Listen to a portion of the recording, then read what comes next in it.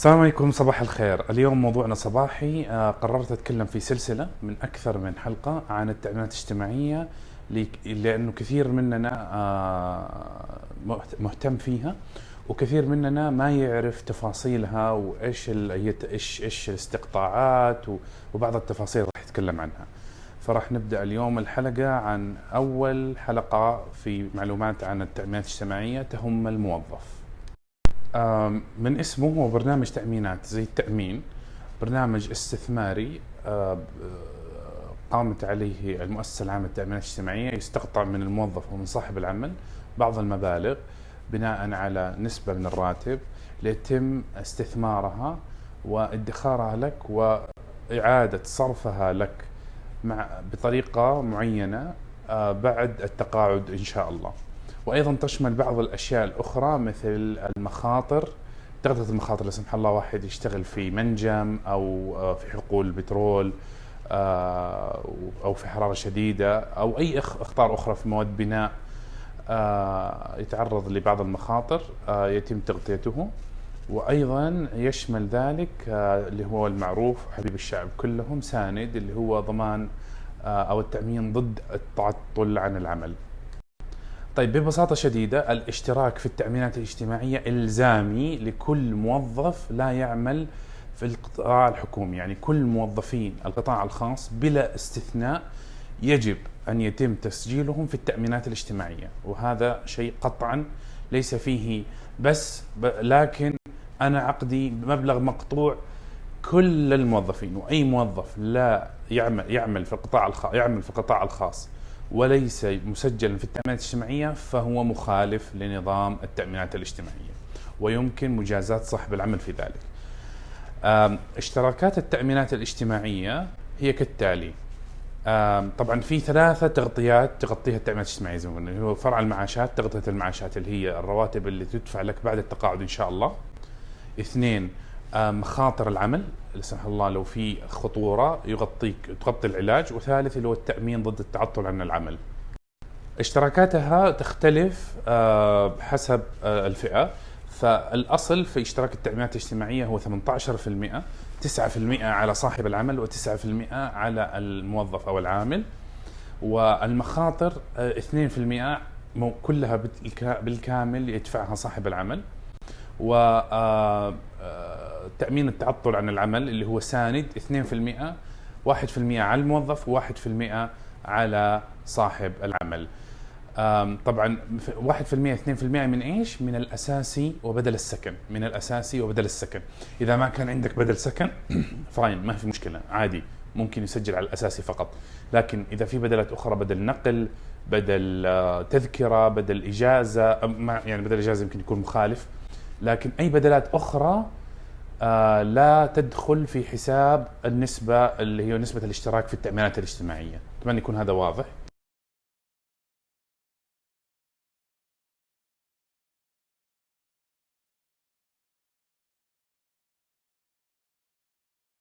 يستحق اشتراك التأمينات الاجتماعية إذا داوم الشخص في شهر كامل أو بدأ في منتصف الشهر.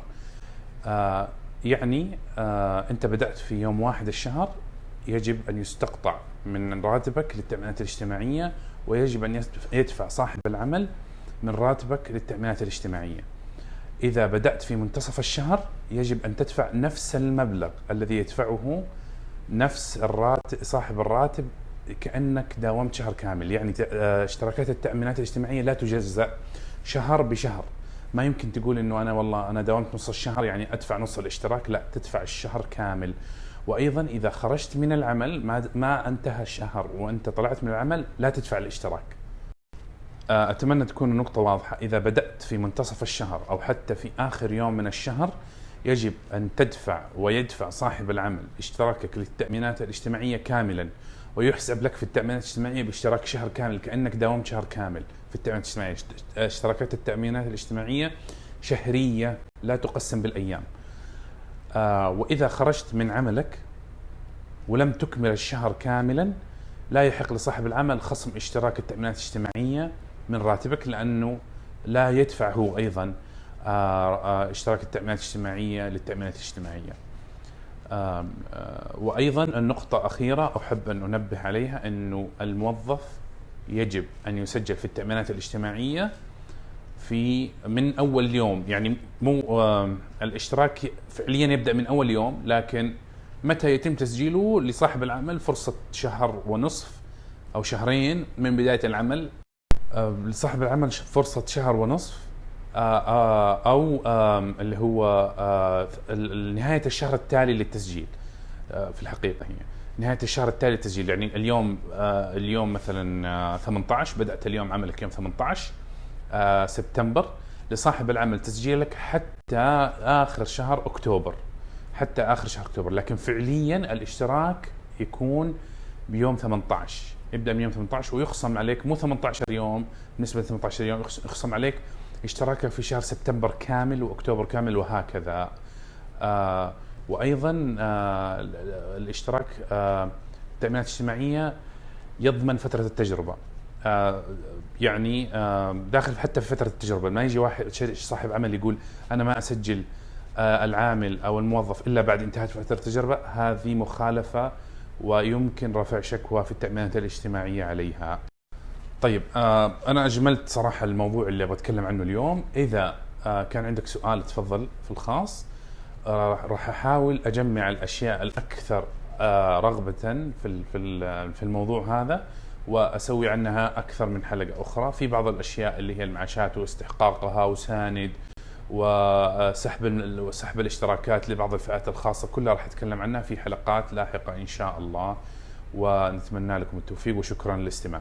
لمستمعينا عبر اليوتيوب أتمنى أنكم تسووا لايك وسبسكرايب وتفعل زر التنبيه الجرس عشان تجيك كل الفيديوهات اللي راح أحطها اللي لها علاقة بنظام العمل والموارد البشرية.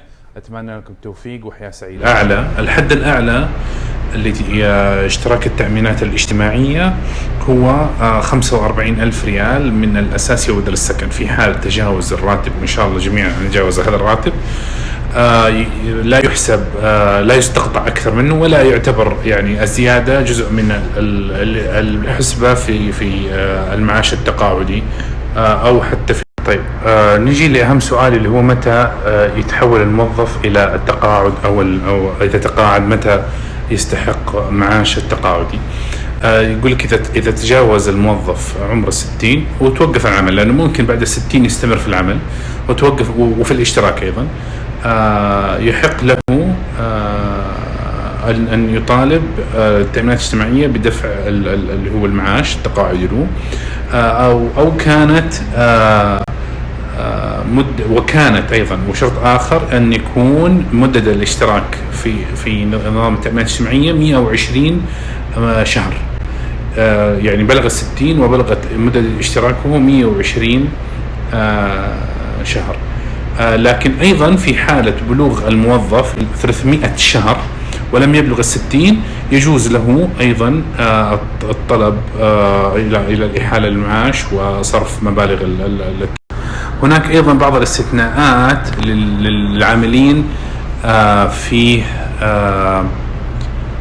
ما يسمى المهن الشاقة، وتحددها اللائحة التنفيذية، أن يتم صرف معاشاتهم إذا بلغت 120 شهر حتى وإن لم يبلغوا 60.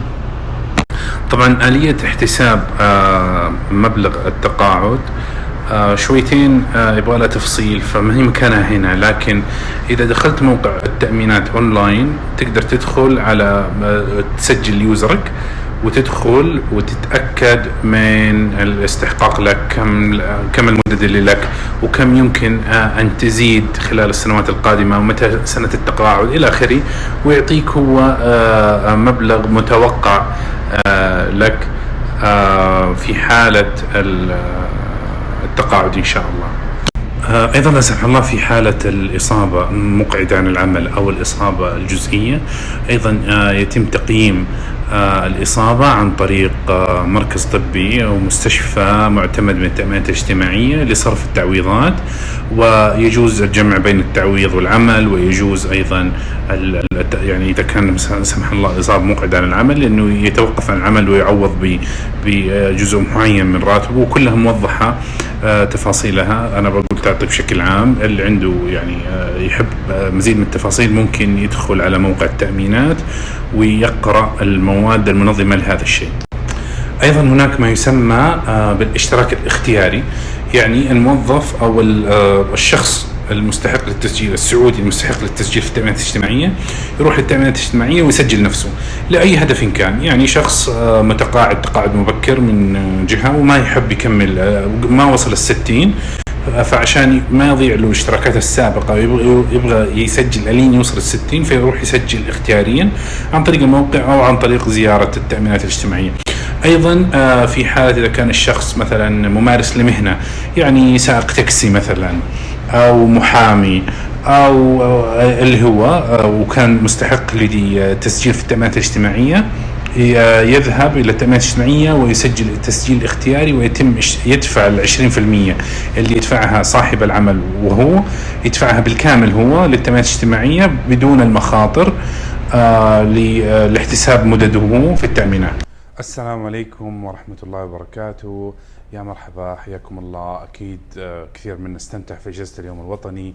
أتمنى لكم إن شاء الله التوفيق وكل عام والوطن بألف خير. وعدتكم قبل الإجازة أنه نكمل في موضوع التأمينات الاجتماعية، وحنكمل إن شاء الله في اليوم في 3 مواضيع. أولها ساند، واثنين المخالفات، وثلاثة سحب التأمينات. لكن راح أجل ساند إلى آخر الكلام، لأنه راح أحط معاه فيديو من التأمينات الاجتماعية، فراح نتكلم عن سحب الاشتراكات. بعض الأحيان يضطر الشخص لترك العمل لسبب أنه أو لترك أو يصير عدم مستحق للاشتراك في التأمينات الاجتماعية بسبب خارج عن إرادته، فيتساءل طب الاشتراكات اللي أنا دفعتها ما أقدر أستحق فيها شيء لأن ما بلغت سن التقاعد وما وفرت الاشتراكات اللازمة. بمعنى أنه الشخص صار لا يستطيع العمل ويريد أن يستفيد من مبالغ الاشتراكات. فسحب الاشتراكات ينطبق على فئة بسيطة جدا، اللي هم لا سمح الله من سحبت منه الجنسية السعودية، وهذا يعني نادر جدا، وأعتقد أنه يعني شبه معدوم. لكن هناك اللي هو المرأة إذا بشكل خاص إذا توقفت عن العمل تستطيع أن تسحب اشتراكاتها في التأمينات الاجتماعية. تروح تقدم في التأمينات الاجتماعية وتقول أعطوني اشتراكاتي، يعطوه إياها كاش وليس يعني كمعاش دائم حتى الوفاة لا سمح الله، يعطوه إياها ككاش. هذا في حالة المرأة واللي هو سحب اشتراكات. في مخالفات أخرى تقع في التأمينات الاجتماعية يجب الحذر منها والانتباه لها أنت كعامل وليس كصاحب عمل. هذه المخالفات اللي هي تغيير تاريخ التسجيل أو تاريخ الاستبعاد. تاريخ التسجيل يجب أن يكون في نفس اليوم، وتاريخ الاستبعاد نفس اليوم. لكن زي ما قلت لكم الاشتراك المبلغ اللي تدفعه في أول شهر يكون كامل. لو أنك اشتركت أو سجلك صاحب العمل في نص الشهر تدفع الشهر كامل، لكن يجب أن يكون تاريخ هو يوم البداية فعلا. وأيضا في الاستبعاد يكون في نفس يوم البداية نفس يوم النهاية عفوا، لكن الشهر الأخير ما تدفع فيه أنت اشتراك لصاحب العمل الأخير. أيضا مبلغ الاشتراك يجب أن يطابق الراتب الأساسي زائدا بدل السكن. الراتب الأساسي زائدا بدل السكن بالضبط، ولا يجوز أن يختلف عنه. في اختلاف هذه مخالفة شديدة في الموضوع. أيضا في حالة تحديث الأجور، لا إن شاء الله كلنا يجينا زيادة في الراتب، يلتزم صاحب العمل بتحديث الأجور السنوي. طبعا الآن في شيء اسمه تحديث الأجور الشهري، لكن يبدو أنه ليس إلزامي على الجميع. لكن التحديث السنوي في شهر يناير تلتزم المنشأة بتحديث أجورها لجميع العاملين بالأجر الذي تغير خلال السنة الماضية. يعني أنت تغير راتبك في شهر مثلا 4 ميلادي، يبقى اشتراكك في شهر 5 و6 و7 و8 و9 و10 و11 و12 كما هو قبل الزيادة. في شهر 1 من السنة القادمة يتغير إلى الراتب الجديد. فهذه من الشغلات اللي يجب التنبه لها والالتزام بها وتنبيه صاحب العمل في حالة مخالفته لها. النقطة الأخيرة احنا نتكلم عن ساند، والناس كثير تسأل من هو ساند ومتى تستحق ساند وكيف ساند. ساند طبعا هو ببساطة راتب. ساند هو ببساطة التأمين ضد التعطل عن العمل. يعني أنت كنت تعمل بشروط معينة مسجل في التأمينات الاجتماعية وتدفع اشتراك ساند، في حالة لا سمح الله توقفك عن العمل لسبب لا يعود لك، يعني صاحب العمل استغنى عنك أو انتهى عقدك مع صاحب العمل، فإن التأمينات الاجتماعية تلتزم بدفع راتب لك لمدة سنة كاملة، تمام، حتى تستطيع أن تؤمن نفسك خلال هذه السنة وتقف على رجليك وتبحث عن عمل، وإن شاء الله يستمر راتبك في العمل وليس في ساند. طبعا هناك شروط بسيطة يجب التقيد بها، وكم يدفع بعدها الراتب راح نتكلم عنها الآن. الشروط طبعا أنك تكون مسجل في التأمينات الاجتماعية لمدة سنة وتدفع اشتراك ساند. أيضا من الشروط أيضا أن يكون صاحب العمل سجلك في سبب الاستبعاد في التأمينات الاجتماعية بسبب عائد له، كانتهاء عقد العمل بين الطرفين أو الفصل بالمادة 77. لكن إذا كان سبب انتهاء العقد أو انتهاء العلاقة التعاقدية بين الطرفين سبب عائد لك أنت كمشترك، اللي هو مثلا الاستقالة أو المادة 80، المادة 80 اللي هي حالة التغيب أو عدم التزام بالالتزامات الجوهرية اللي في العقد، إذا كان في سلوك سيء أو شيء زي كذا، إذا كانت سبب الفصل هو المادة 80 فلا يستحق صاحب لا يستحق العامل الصرف ساند. أيضا في حالة الترك في فترة التجربة لا يستحق العامل ساند. هذه أيضا مهمة، وإن كان لي عليها تعليق أنه ما أعتقد أنها منصفة، لكنها هذا الحال الآن. كم يصرف لك في ساند؟ يصرف لك في أول 3 شهور 60% من راتبك بحد أعلى 9000 ريال، وفي ال9 الأشهر المتبقية 50% من الراتب بحد أعلى 9000 ريال. الفيديو المقبل سيكون في تفصيل أكثر ومعلومات أكثر، وهو فيديو من التأمينات الاجتماعية عن ساند وكيف يتم الصرف وما هي الآلية والشغلات هذه كلها. أترككم مع الفيديو، وإذا أحد عنده استفسار أو سؤال يضعه في الخاص، وإن شاء الله راح أجاوب عليه. أتمنى لكم التوفيق وفي أمان الله، وإن شاء الله ما حد يحتاج ساند، وإن شاء الله تكون كل المعلومات اللي قدمتها لكم في هذه السلسلة مفيدة لكم جميعا، وبالتوفيق. نظام ساند وش قصته؟ ساند باختصار نظام يحميك إذا خسرت وظيفتك وفجأة انقطع عنك مصدر دخلك. ساند يوفر لك دخل لمدة سنة إلين توقف على رجولك وتحصل على وظيفة من جديد. كيف؟ أول 3 شهور بعد تعطلك عن عملك راح تحصل على 60% من راتبك المسجل في التأمينات، وفي ال9 شهور الباقية راح تحصل على 50% بحد أقصى 9000 ريال وحد أدنى 2000 ريال. طبعا خلال هذه الفترة يدربونك ويبحثون لك عن وظيفة، لأن الهدف هو أنك توقف على رجولك من جديد في أسرع وقت ممكن. ومن بيدفع لي هالدعم؟ ساند هو نظام تكافلي تعاوني لكل الموظفين المسجلين في فرع المعاشات من نظام التأمينات الاجتماعية، والجميع بشكل إلزامي وتلقائي راح يسجل فيه مقابل اقتطاع 1% من الراتب المسجل. أشكركم لمتابعتكم، وأتمنى أنكم تعملوا لايك وسبسكرايب عشان تجيكم جميع الحلقات، وبإذن الله كل الحلقات المخصصة لنظام العمل راح تكون فيها ترجمة في الأسفل هنا باللغة الإنجليزية. إذا حبيتوا تشاركوها مع غير الناطقين باللغة العربية شاركوها وبلغوهم يفعلوا الترجمة الآلية إذا للغة الإنجليزية أو لأي لغة أخرى.